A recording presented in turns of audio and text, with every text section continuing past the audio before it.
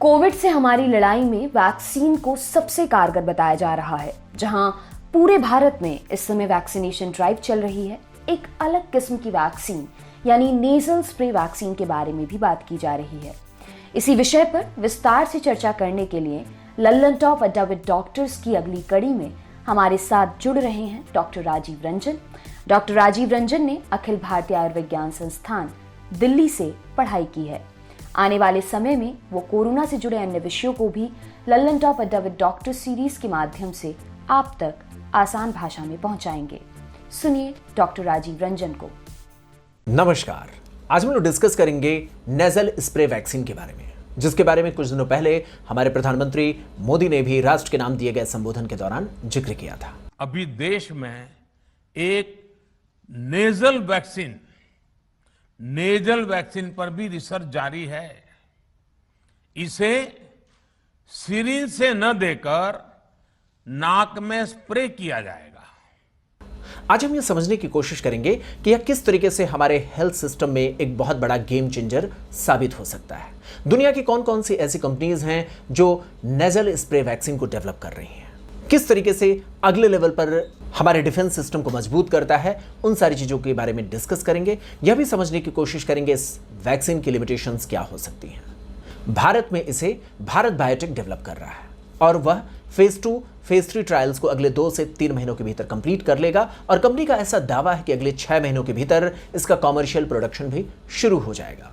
दुनिया भर में इसे कई अलग अलग कंपनियां डेवलप कर रही हैं, जैसे रोकोट लैब जो फिनलैंड की है, सैनिटाइज रिसर्च एंड डेवलपमेंट कनाडा की कंपनी, एस्ट्राजेनिका ऑक्सफोर्ड के साथ मिलकर के, गैमेलिया इंस्टीट्यूट रसिया की जिसने स्पुतनिक वी को डेवलप किया है। ये कई अलग अलग कंपनियां इसे डेवलप कर रही हैं।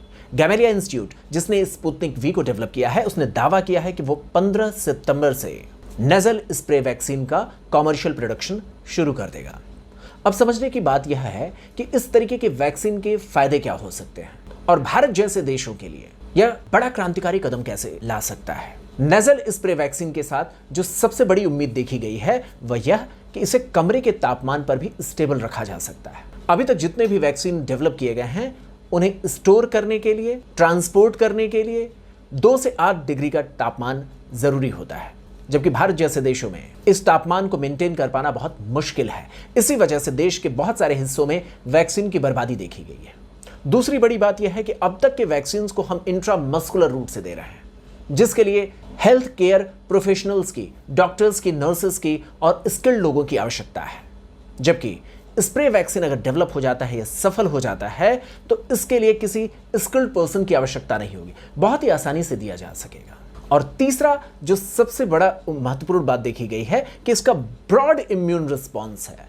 ब्रॉड इम्यून रिस्पॉन्स यह क्या होता है? तो यह देखा गया है कि जहां अब तक दिए जाने वाले इंट्रामस्कुलर वैक्सीन्स वायरस के ब्लड में एंट्रेंस के बाद ही इम्यून रिस्पॉन्स जनरेट करते हैं, वहीं नेजल वैक्सीन वायरस के एंट्रेंस के लेवल पर ही उसे कमजोर करके मार देगा। कैसे? उन सारी चीजों को अब समझने का प्रयास करते हैं। जैसा कि हमने पिछले लेक्चर में ही आपको बताया था कि वायरस जब एंटर करता है तो हमारे नेजल म्यूकोसा में सबसे पहले अपना लोकेशन लेता है, वहां पर धीरे धीरे मल्टीप्लाई करता है। कोविड-19 से रिलेटेड वायरसेस को पहचानने में हमारी बॉडी बहुत देर कर देती है और इसी वजह से वो ब्लड में एंटर करता है। ब्लड में एंटर करता है, उसके बाद अगर हमने उसे रोकने का प्रयास नहीं किया तो कई सारे मल्टी ऑर्गन को डैमेज कर सकता है और इसकी वजह से लाइफ को खतरा पैदा होता है। अगर हमने पहले लेवल पर ही यानी नेजल म्यूकोसा के लेवल पर ही वायरस को कमजोर कर दिया, उसे मार दिया, तो सबसे बड़ा फायदा यह होगा कि हमारे ब्लड में नहीं जा सकेगा। इतना ही नहीं, नाक के भीतर अगर ये ज्यादा से ज्यादा मल्टीप्लाई करने का मौका नहीं पाएगा तो इसकी संख्या कम से कम बनी रहेगी और अगर पर्सन छींक के द्वारा यानी एरोसॉल के द्वारा दूसरे पर्सन को इन्फेक्ट करेगा तो उसकी संभावना भी बहुत कम हो जाएगी। क्यों? क्योंकि हमने पहले लेवल पर ही वायरस को कमजोर कर दिया है, उसे मार दिया है। इस प्रयास के लिए जिस तकनीक का इस्तेमाल किया गया है वह भी बड़ी अनोखी है। चलिए उसे भी जानने का प्रयास करते हैं। इस वैक्सीन को बनाने के लिए भारत बायोटेक और ऑक्सफोर्ड एस्ट्राजेनिका ने जो 2 अलग अलग लेवल पर तैयारी की है उसका मैकेनिज्म ऑफ एक्शन लगभग एक जैसा है। कई और कंपनीज ने जिन तकनीक का इस्तेमाल किया है वो थोड़ा सा डिफरेंट हैं, लेकिन भारत बायोटेक, एस्ट्राजेनिका, ऑक्सफोर्ड की जो तकनीक है वो काफी हद तक एक जैसी है। इसके लिए रिकॉम्बिनेंट टेक्नोलॉजी का इस्तेमाल किया गया है, जिसमें चिंपैंजी के भीतर इन्फेक्शन कॉज करने वाले एडिनो वायरस को लिया गया है और कोविड-19 के वायरस का सिर्फ उतना ही हिस्सा लिया गया है जिसकी पहचान हमारी बॉडी कर सके। मतलब ये कि कोरोना वायरस के सरफेस पर पाए जाने वाले स्पाइक प्रोटीन के जीन्स को सिर्फ ले करके एडिनो वायरस, और वो भी ह्यूमन एडिनो वायरस नहीं, चिंपैंजी के एडिनो वायरस के भीतर रिकॉम्बिनेंट टेक्नोलॉजी के द्वारा एक दूसरे के साथ जोड़ दिया गया है। इससे फायदा क्या हुआ है? इससे फायदा यह हुआ है कि चिंपैंजी के भीतर जो रेस्पिरेटरी इन्फेक्शन कॉज करने वाला एडिनो वायरस है वो हमारे बॉडी में उस लेवल का नुकसान नहीं पहुंचाएगा।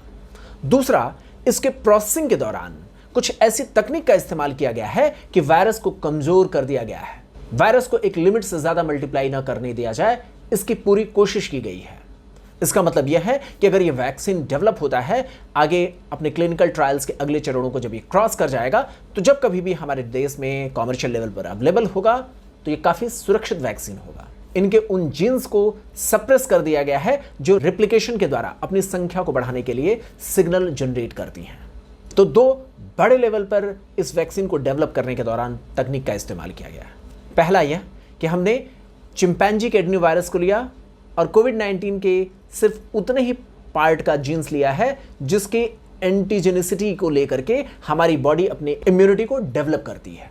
इस तरीके से जब एक कॉम्बिनेशन तैयार हो जाता है तो उसे अलग अलग तरीके के सेल लाइंस कल्चर में डेवलप करके वायरस की संख्या को बढ़ाया जाता है, उसे प्रोसेस किया जाता है। प्रोसेस करने के बाद, प्यूरिफाई करने के बाद नेजल स्प्रे वैक्सीन डेवलप की गई है। जब इसे इस्तेमाल करना होगा तो इसे नेजल म्यूकोसा में डालने के बाद यह देखा गया है वहां पर लोकल लेवल पर पाए जाने वाले एंटीजन प्रेजेंटिंग सेल्स को एक्साइट करते हैं, अट्रैक्ट करते हैं, और वहां पर पाए जाने वाले डेंड्राइटिक सेल्स जो एक तरीके से उस वायरस को सबसे पहले पहचानने का प्रयास करते हैं, वो डेंड्राइटिक सेल इसे खाते हैं। खा करके वही हिस्सा जो हमने कोविड-19 के शरीर से उस वायरस के भीतर से निकाला था, वो कौन सा हिस्सा था? वो था उसके सरफेस पर पाए जाने वाले स्पाइक प्रोटीन की जीन्स। वह स्पाइक प्रोटीन से रिलेटेड जो इसके भीतर इंफॉर्मेशन है उसको डेंड्राइटिक सेल्स जो एंटीजन प्रेजेंटिंग सेल है वो अपने सरफेस पर एक्सप्रेस कर देता है। इस तरीके से सरफेस पर एक्सप्रेस कर देने के बाद इसे पहचानने का प्रयास करता है टी सेल। जब टी सेल इसको देखता है तो वो दूसरे सेल्स को सिग्नल भेजता है कि कोई बाहरी चीज आई हुई है, अब हमें जागरूक हो जाना चाहिए। इस दौरान जो वायरस है यह आर्टिफिशियल वायरस बहुत ज्यादा मल्टीप्लाई नहीं कर सकता है, जबकि ओरिजिनल कोविड-19 का वायरस न सिर्फ नुकसानदायक था बल्कि हमारे नेजल म्यूकोसा में बहुत तेजी से मल्टीप्लाई करता था।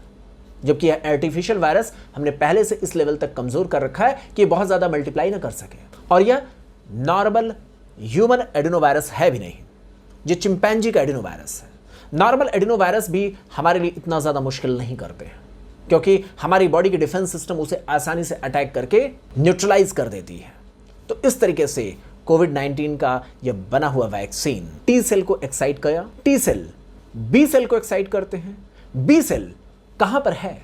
बी सेल है नेजल म्यूकोसा के आसपास के हिस्सों के लिम्फ नोड से आने वाली सेल्स। तो यहां पर जो बी सेल्स पहुंचती हैं वो अब टी सेल के द्वारा मिलने वाले सिग्नल की वजह से एंटीबॉडीज का प्रोडक्शन शुरू कर देती हैं। एंटीबॉडीज जो यहां प्रोड्यूस की जाती है वह IgA टाइप की होती है। इस दौरान अगर यह वायरस ब्लड में एंटर कर जाए तो IgG एंटीबॉडीज भी प्रोड्यूस हो सकती हैं। यहीं पर आपको समझना होगा, पिछले जितने भी वैक्सीन डेवलप किए गए हैं वो सभी के सभी IgM IgG एंटीबॉडीज को प्रोड्यूस करने का प्रयास कराते थे। IgG मेजर उनका फंक्शन होता था, जबकि यहां पर मेन टारगेट है IgA का प्रोडक्शन, क्योंकि यह देखा गया है जो हमारे नेजल म्यूकोसा होती है वहां पर सुरक्षा प्रणाली के लिए IgA एंटीबॉडीज सबसे महत्वपूर्ण होती है। इससे फायदा क्या होगा? इससे फायदा होगा नाक के भीतर जो ही वायरस पहुंचा वहीं के लेवल पर उसके सरफेस पर पाए जाने वाले जो स्पाइक प्रोटीन्स हैं उनको IgA एंटीबॉडीज चिपक जाएंगे और अगले लेवल पर कोई भी दूसरे सेल्स समय से पहले ही जागरूक हो जाएंगे और उसे इनगल्फ करके समाप्त कर देंगे। ये डिफरेंट साइंटिफिक रिसर्च के द्वारा प्रूव भी हो चुका है कि नेजल स्प्रे वैक्सीन हमारे म्यूकोसा के इम्यून सिस्टम को 30 गुना तक मजबूत बना रहा है। हालांकि इसके अपने लिमिटेशंस भी हैं। चूंकि यह ब्लड में बहुत कम जा पाता है, इसलिए IgG एंटीबॉडीज जो अब तक डेवलप हो रही थी उसकी संख्या बहुत ज्यादा इंक्रीज नहीं हो पा रही है। हालांकि उससे कोई चिंता करने की जरूरत भी नहीं है। क्यों? क्योंकि यह देखा गया है कि अगर हमने यहीं पर वायरस के मल्टीप्लिकेशन को रोक दिया तो कई सारे फायदे हैं। पहला फायदा तो यह है कि यह ब्लड में नहीं जाएगा, यानी मल्टी सिस्टम को इन्वॉल्व करने वाले जो रिस्क हैं वो बिल्कुल नहीं होंगे। क्योंकि पहले जब होता था तो वायरस एंटर करता था, ब्लड में जाता था, ब्लड के रूट से कई सारे बॉडी के ऑर्गन्स को डैमेज कर सकता था। यहां पर वो चुनौती नहीं रहेगी, वह म्यूकोसा के लेवल पर ही समाप्त कर दिया जाएगा। अगर समाप्त कर दिया जाएगा तो जहां पहले वायरस नेजल म्यूकोसा में रुक करके बहुत दिनों तक मल्टीप्लाई करता था, अपनी संख्या बढ़ाता था, और जब पर्सन छींकते थे तो एरोसॉल के द्वारा, ड्रॉपलेट्स के द्वारा एक पर्सन से दूसरे पर्सन तक इन्फेक्शन होने का रिस्क होता था। अब तक के जो इंट्रामस्कुलर वैक्सीन दिए जा रहे हैं उनमें एक बड़ी दिक्कत यह भी है कि चूंकि वो ब्लड में जाने के बाद ही वायरस को कमजोर कर सकते हैं, इसलिए नाक के भीतर अगर वायरस मल्टीप्लाई कर रहा है तो उतना ज्यादा वो प्रोटेक्शन नहीं दे पा रहे हैं। जबकि नेजल स्प्रे वैक्सीन नाक के भीतर ही वायरस की संख्या को कमजोर कर देगा, उसकी संख्या को बहुत हद तक लिमिटेड कर देगा, और इस वजह से पर्सन अगर छींकते हैं तो एरोसॉल के द्वारा दूसरे पर्सन में इन्फेक्शन होने का रिस्क भी कम होगा। अब सवाल यह है कि इस तरीके की वैक्सीन कब तक आ जाएगी? तो जैसा कि मैंने आपसे कहा कि रशियन कंपनी जिसने स्पुतनिक वी को डेवलप किया है, गैमेलिया इंस्टीट्यूट ने, उसने दावा किया है कि वो 15 सितंबर तक इसका कमर्शियल प्रोडक्शन शुरू कर देगा। भारत भी फेज 2, फेज 3 ट्रायल को बहुत जल्दी ही सफलतापूर्वक समाप्त करके इसका कमर्शियल प्रोडक्शन अगले 6 महीनों के भीतर शुरू कर देगा।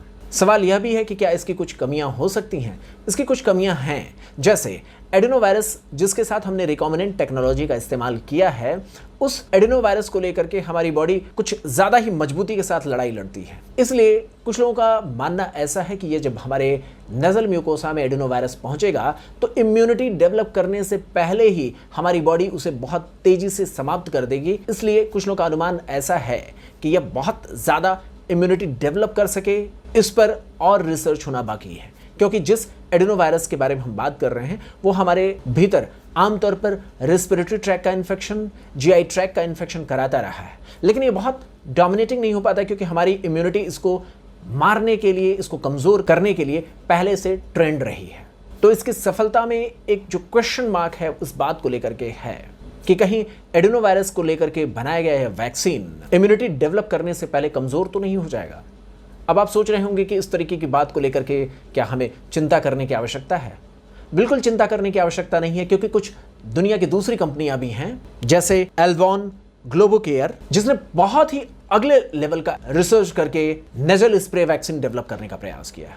उसने एक आर्टिफिशियल साइज का वायरस डेवलप किया है, पूरी तरीके से आर्टिफिशियल वायरस, और उसके भीतर सिर्फ और सिर्फ कोविड-19 के स्पाइक के मिलते जुलते एंटीजेंस को चिपका करके नेजल स्प्रे बनाने का प्रयास किया है। इसका मतलब यह है कि वो पूरी तरीके से नया है, बेहद सुरक्षित वैक्सीन है। और अगर एवलॉन ग्लोबोकेयर का यह रिसर्च सफल हो जाता है तो बेहद सुरक्षित अगले जनरेशन का हमारे सामने वैक्सीन दुनिया में कुछ दिनों में आने वाला है।